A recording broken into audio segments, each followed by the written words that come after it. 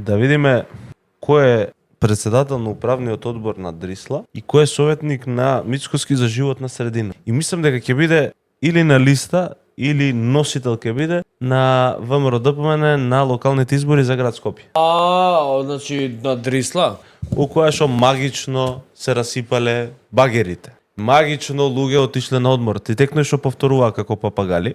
Па председателот на управниот одбор на Дрисла, кој што практично одлучува се за текот и за работата на предпријатието, на Дрисла кој што се запали од хибритен напад.